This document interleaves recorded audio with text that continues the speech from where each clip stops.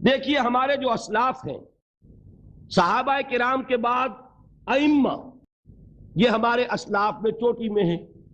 ان اسلاف میں، ان ائمہ میں دو بنیادی قسمیں ہیں، ایک محدثین اور ایک فقہا۔ محدثین، ان کا کام کیا تھا؟ قرآن تو اللہ نے خود جمع کر دیا تھا، میں پہلے دن بیان کر چکا ہوں حضور کے سیرہ مبارک میں۔ حضور نے صحابہ کو اسی ترتیب سے قرآن پڑھا دیا اور سینکڑوں صحابہ نے یاد کر لیا۔ پھر جو کمی اگر رہ گئی تھی کتابی شکل میں حضرت ابو بکر لے آئے۔ پھر اگر اس میں کوئی فرق پڑ رہا تھا پڑھنے کے انداز میں تو ایک کتابت کے اوپر جمع کر دیا حضرت عثمان نے۔ بات ختم ہو گئی۔ خلافت راشدہ میں قرآن کا معاملہ تو محفوظیت کی آخری درجے کو پہنچ گیا۔ اب اصل مرحلہ کیا تھا؟ حضور کے اقوال مبارک کو جمع کرنا۔ صحابہ ہیں، منتشر ہو گئے ہیں، کوئی صحابی کوفے چلے گئے، کوئی صحابی دمشق چلے گئے، کوئی کہیں چلے گئے، کوئی کہیں چلے گئے۔ اب ان سب کے پاس، کسی کے پاس اتنی احادیث، کسی کے پاس اتنی احادیث، ان کو جمع کرنے کا کام، پھر چھان پھٹک کرنے کا کام، پھر مرتب کرنے کا کام، یہ کس نے کیا؟ محدثین کرام نے۔ بہت بڑے محسن ہیں اس امت کے محدثین کرام، پوری زندگیاں کھپائیں۔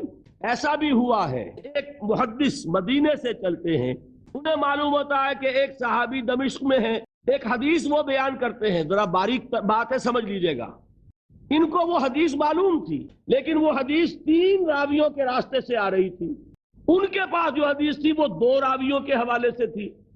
اب وہ جاتے ہیں اور وہ دمشق کا سفر کرتے ہیں صرف اس حدیث کو سننے کے لیے، سواری سے اترتے بھی نہیں۔ میں نے سنا ہے آپ حضور کی یہ حدیث بیان کرتے ہیں، جی ہاں، ذرا مجھے سنا دیجئے۔ سنا دیا، ویسے ہی اپنے اونٹ کی جو ہے گردن موڑ لی کہ واپس، بھائی اترو، ٹھہرو، قیام کرو۔ نہیں، میں صرف ایک حدیث رسول تم سے سننے کے لیے آیا تھا، میں اپنے اس سفر میں کوئی اور مقصد جمع نہیں کرنا چاہتا۔ یہ کام کیا محدثین نے۔ لوگ سمجھتے ہیں جیسے کہ ڈرائنگ رومز میں بیٹھے ہوئے آرام سے کتابیں پڑھتے ہیں، شاید ایسے ہی محدثین کا کام تھا۔ انہوں نے جس طرح زندگیاں لگائی ہیں اور جس طریقے سے حدیث کو جمع کرنے کے لیے مشقتیں جھیلی ہیں، اس کا آج ہم تصور نہیں کر سکتے۔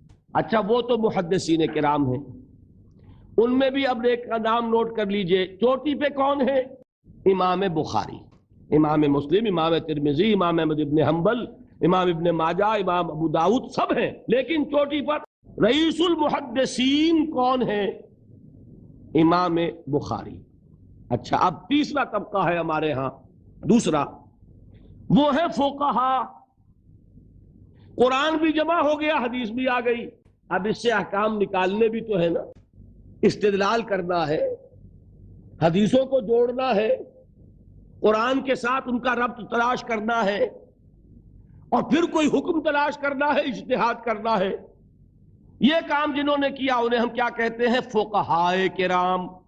اور ان میں بہرحال جو لوگ یہاں جمع ہیں، مجھے یقین ہے کہ وہ اس بات کو تسلیم کرتے ہوں گے کہ ان میں چوٹی پر ہیں امام ابو حنیفہ رحمۃ اللہ علیہ، امام اعظم۔ پوری دنیا نے تسلیم کیا ہے کہ قانون کا جتنا سینس امام ابو حنیفہ کو ہے، قانون ایک علیحدہ شے ہے، اخلاقیات علیحدہ چیز ہیں۔ ایک شے کا اخلاقی تقاضا کچھ اور ہے، قانونی تقاضا کچھ اور ہے۔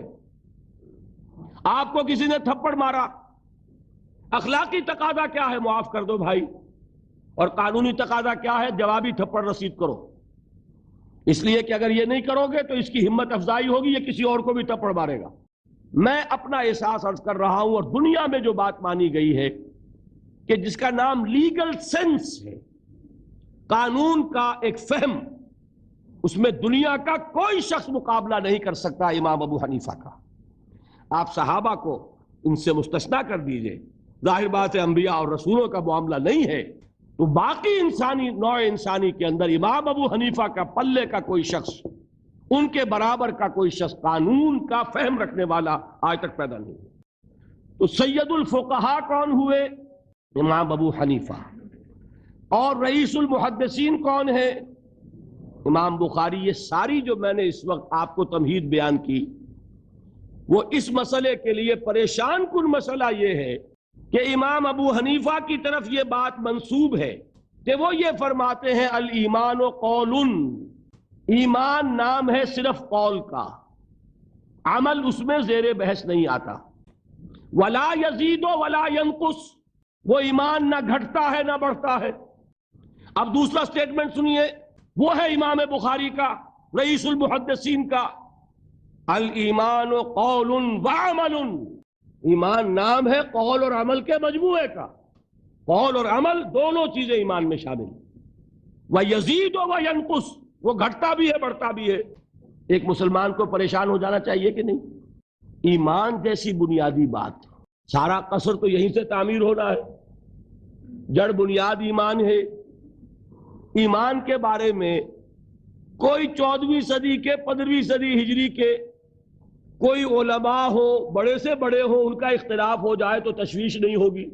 یہ کن کے درمیان اختلاف ہو رہا ہے؟ رئیس المحدثین امام بخاری اور سید الفقہاء امام ابو حنیفہ، اور کتنا بنیادی اختلاف، بظاہر متضاد باتیں، بظاہر کہہ رہا ہوں میں، تو یہ تو معلوم ہوتا ہے کہ بہت زبردست اختلاف ہے جو حل نہیں ہو سکے گا۔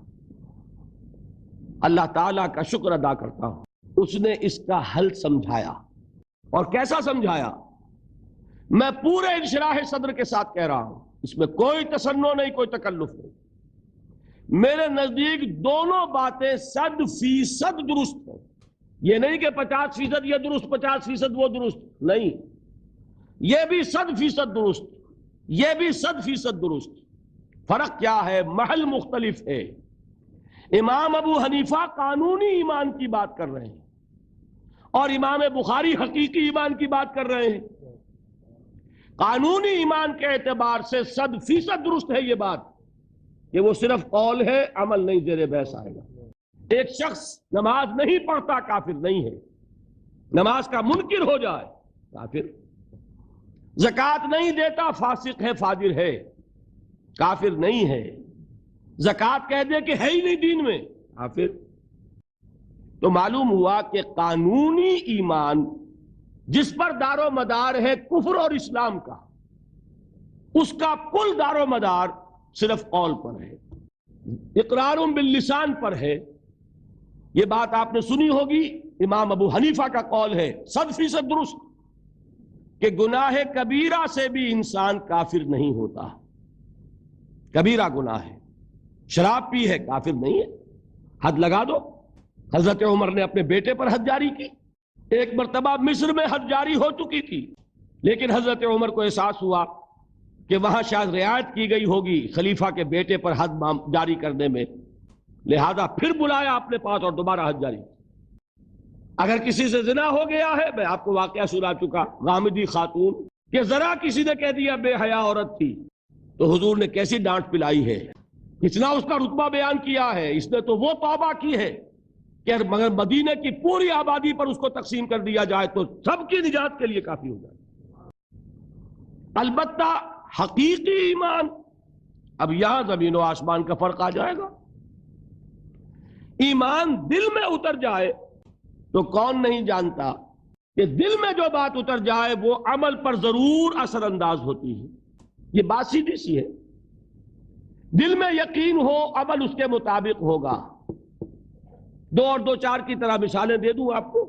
آپ کو یقین ہے آگ جلاتی ہے، آپ ہاتھ ڈالتے ہیں اس میں، کیوں؟ یقین ہے کہ جلاتی ہے، لہذا کوئی شخص ہاتھ نہیں ڈالے گا، غلطی سے پڑ جائے تو پڑ جائے، جان بوجھ کے کون ڈالے گا؟ اچھا، میں بلکہ یہاں تک کہا کرتا ہوں کہ یقین تو بڑی دور کی شے ہے، گمان بھی ہو، گمان، اس کا نتیجہ بھی عمل میں نکل آتا ہے۔ کون شخص نہیں جانتا کہ سارے سانپ زہریلے نہیں ہوتے؟ معلوم ہے نا، لیکن جو سانپ ہے پتہ نہیں کم بخت یہ زہریلا ہے کہ نہیں؟ یقین نہیں ہے کہ یہ زہریلا ہے، ہو سکتا ہے کہ زہریلا ہو، صرف ظن ہے نا، آپ قریب پھٹکتے ہیں اس کے۔ معلوم ہوا کہ یقین تو بڑی شے ہے۔ کیا دل میں یہ یقین ہو کہ اللہ ہے اور مجھے دیکھ رہا ہے اور مجھے اس کے حضور میں حاضر ہونا ہے، پھر بھی آپ شراب پی سکیں گے؟ بتائیے۔ اگر چوراہے پر کانسٹیبل کھڑا ہے، آپ نے دیکھ لیا. ساتھ ہی آپ نے دیکھا ایک کونے میں موٹر سائیکل لے کر تیار سارجنٹ بھی کھڑا ہے. آپ کی گاڑی صحیح جگہ آ کے رک جائے گی نا, 1 انچ آگے نہیں بڑھے گی.